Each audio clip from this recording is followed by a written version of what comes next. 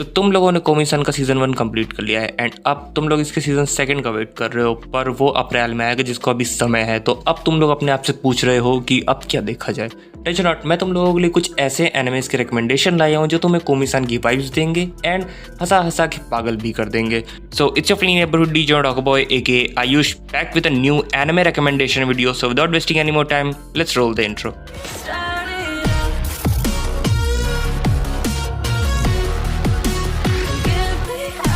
So on number 10 we have the pet girl of Sakurasou. अगर तुम लोगों ने इसका नाम पहले नहीं सुना होगा तो हाँ, मुझे मालूम है इसका नाम थोड़ा सा वियर्ड साउंड कर रहा होगा, बट टेंशन नॉट, एनिमे बहुत ही अच्छा है स्लाइस ऑफ लाइफ के हिसाब से।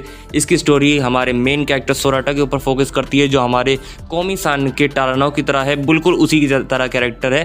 इसको कैट्स पसंद है एंड उसके चक्कर में इसे नॉर्मल डॉर्मेटरीज में, जो अपना ये हॉस्टल होता है, स्कूल का हॉस्टल होता है जहाँ पे बच्चे रहते हैं, उसे वहाँ पे रहने नहीं दिया जाता क्योंकि वो कैट्स को ले आता है एंड दूसरे लोगों को परेशानी होती है। तो इस वजह से उसे एक स्पेशल डॉर्मेटरी में भेजा जाता है जहाँ पे कुछ यूनिक बच्चे रहते हैं जो मतलब कि नॉर्मल पीपल के साथ रह नहीं पाते या फिर उन्हें परेशान करते हैं। तो इस वजह से उसे उस यूनिक डॉर्मेटरी में भेज दिया जाता है एंड जब वो वहाँ पे जाता है तब उसकी क्लास टीचर उसे एक लड़की का ख्याल रखने की जॉब देती है जो एक बहुत ही पॉपुलर मांगा आर्टिस्ट भी है, बट स्टिल वो अपने हर छोटे से छोटे काम के लिए हमारे मेन कैरेक्टर के ऊपर डिपेंडेंट रहती है। एंड यही नहीं, इसके अलावा भी और भी बहुत सारे अजीबोगरीब कैरेक्टर्स मिल जाएंगे तुम्हें इस शो में जो तुम्हें हंसाए बिना नहीं जाने देंगे। तो सीरीज़ का सिर्फ एक ही सीज़न, टोटल 24 एपिसोड है। सारे एपिसोड आप लोगों को इंग्लिश डब इंग्लिश सब दोनों में देखने को मिल जाएंगे।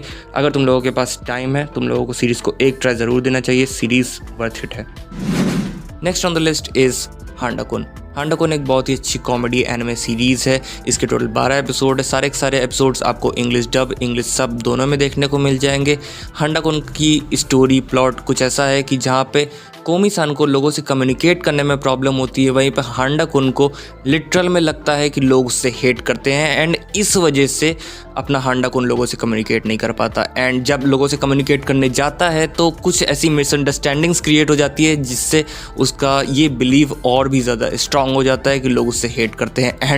एंड इन्हीं सब चीज़ों से बहुत सारे अच्छे कॉमेडी मोमेंट्स क्रिएट हो जाते हैं जो हम लोगों को हंसा के चले जाते हैं। तो मैं ये एनिमे डेफिनेटली रिकमेंड करूँगा।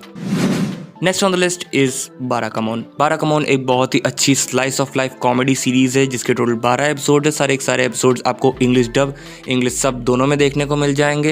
एंड बाराकामोन की स्टोरी फोकस करती है एक छोटी सी लड़की एंड एक बहुत बड़े घमंडी राइटर के ऊपर जो गाँव आया है अपना घमंड सही करने। गाँव आते ही उसे एक छोटी बच्ची मिलती है जो बहुत ज़्यादा उद्यमी रहती है एंड वो हमारे मेन कैरेक्टर को परेशान करने लगती है।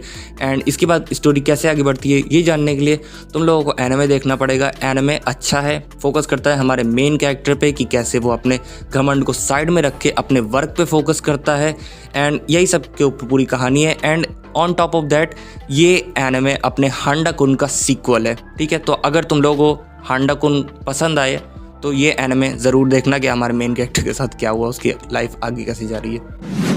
Number 7 on the list we have my senpai is annoying. My senpai is annoying एक बहुत ही wholesome cute vanilla TV series है। अभी रिसेंटली रिलीज हुई है। इसका सिर्फ एक सीज़न है, टोटल 12 एपिसोड्स है एंड इसका इंग्लिश डब अभी ऑन गोइंग है। ये एनिमे हमारे मेन कैरेक्टर्स की ऑफिस लाइफ, उनके इंटरेक्शंस पे फोकस करता है। ये एनिमे की स्टोरी प्लॉट कुछ ऐसा नहीं है जिसे समझने के लिए तुम लोगों को ताता करना पड़ेगा। ये एनिमे बस होलसम सिंपल है जिसे तुम लोगों को चालू करना है एंड देखना है एंड जब ख़त्म कर लोगे तब सीज़न 2 का वेट करना है।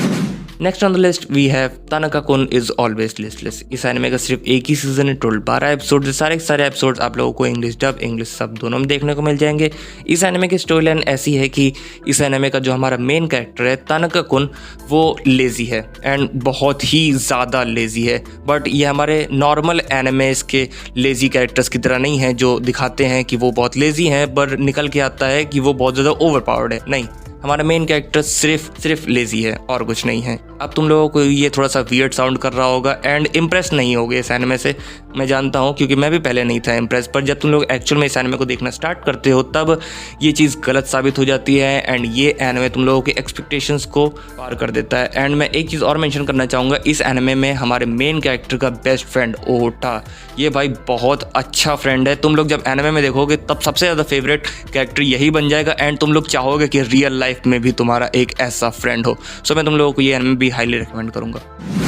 Next on the list we have Horimiya. किस रोम कॉम एनिमे वॉचर ने इस एनिमे का नाम नहीं सुना होगा। इस एनिमे ने क्रंचीरोल एनिमे अवार्ड्स 2022 में बेस्ट रोमांस एनिमे का अवार्ड जीता है। बट स्टिल अगर तुम लोग इस एनिमे के बारे में नहीं जानते हो so let me give a brief review. इस एनिमे का सिर्फ एक ही सीजन है जिसमें टोटल 13 एपिसोड है। सारे के सारे एपिसोड्स तुम लोगों को इंग्लिश डब इंग्लिश सब दोनों में देखने को मिल जाएंगे। इस एनिमे की स्टोरी ऐसी है कि हमारा मेन कैरेक्टर मियामुरा एक इंट्रोवर्ट टाइप का लड़का है। वो ज़्यादा फ्रेंड्स नहीं रखता, ज़्यादा लोगों से बात नहीं करता, बट एक फॉर्चुनेट दिन वो एक लड़की के भाई को बचाता है, लिटिल ब्रदर को बचाता है एंड वो उसे घर छोड़ने जाता है। तभी घर पे वो देखता है कि वो जो लड़की जिस लड़की के भाई को उसने बचाया था एक कुत्ते से, वो उसी की क्लासमेट है होरी। एंड यहाँ से चालू होती है एक स्वीट लव स्टोरी। बट ये तुम लोगों के टिपिकल रोम कॉम एनिमे की तरह नहीं है जहाँ पे ये लोग पूरा का पूरा सीजन निकाल देते हैं सिर्फ आई लव यू बोलने के चक्कर में। नहीं नहीं नहीं नहीं नहीं, यहाँ पे तो इन लोगों ने 7th एपिसोड में ही, चलो ये बात तुम लोग 7th एपिसोड देख के ही जान लेना क्या हुआ था 7th एपिसोड में। Number 4 on the list we have Kaguya sama love is war. Come on, तुम लोग तो पहले ही से जानते थे कि मैं इस एनिमे को इस लिस्ट में ज़रूर रखूंगा। कम ऑन यार, मैं कोमी-सान के जैसे एनिमेस की लिस्ट बना रहा हूँ और कागुया-सामा को ना रखूँ, ऐसा हो सकता है?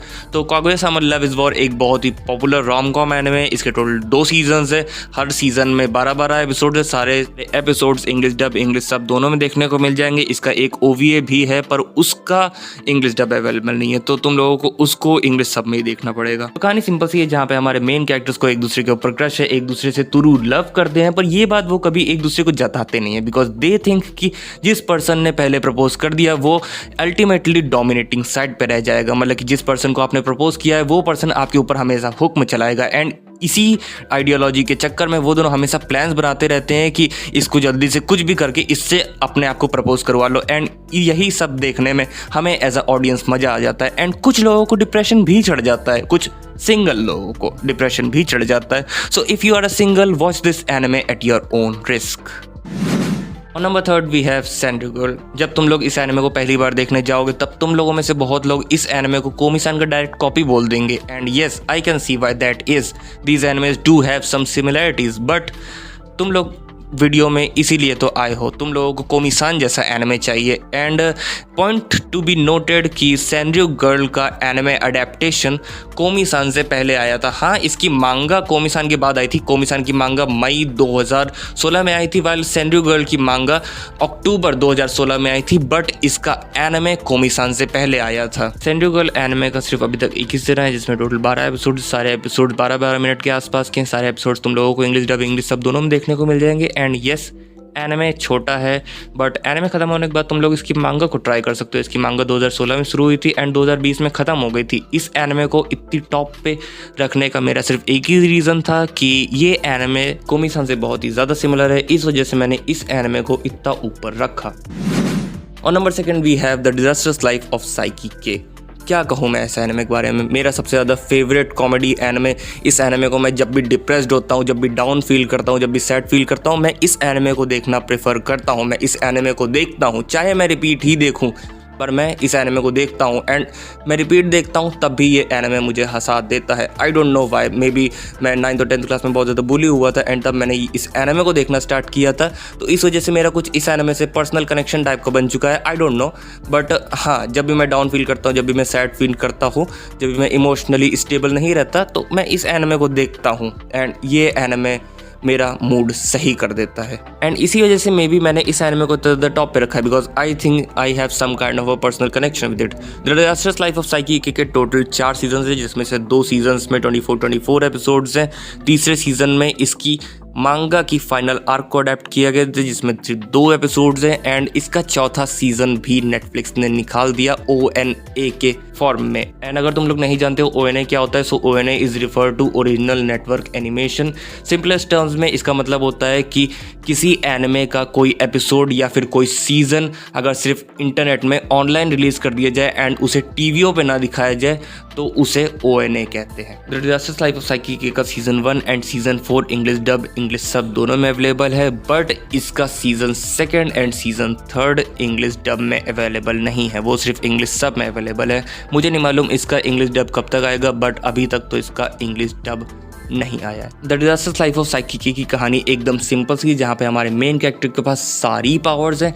यस, तुम लोग जितनी सारी पावर्स सोचोगे उतनी सारी पावर्स हमारे मेन कैरेक्टर के पास में है, बट वो सारी पावर्स परफेक्ट नहीं है। हर पावर के साथ कोई ना कोई ड्रॉबैक आता है, बट हमारा मेन कैरेक्टर सिर्फ सिंपल सी लाइफ जीना चाहता है, ठीक है। उसे उसकी पावर से कोई मतलब नहीं है, वो बस सिंपल सी लाइफ जीना चाहता है। पर इस एनिमे में इतने ज़्यादा अजीबोगरीब कैरेक्टर्स भरे पड़े हैं जो हमारे मेन कैरेक्टर को सिंपल नॉर्मल लाइफ जीने नहीं देंगे। वो हमारे मेन कैरेक्टर की लाइफ एकदम झंड बना के रहेंगे, एंड इसी के ऊपर पूरी कहानी है। इससे ज़्यादा मैं तुम लोगों को इस एनिमे के बारे में कुछ नहीं बताना चाहूँगा। मैं चाहूँगा कि तुम लोग इस एनिमे को जाके देखो। एंड एक सजेशन कि तुम लोग जब इस एनिमे को देखने जाना तब इस एनिमे का season 1 and season 4 English dub में ही देखना, because I think English dub of this anime is way better than English सब।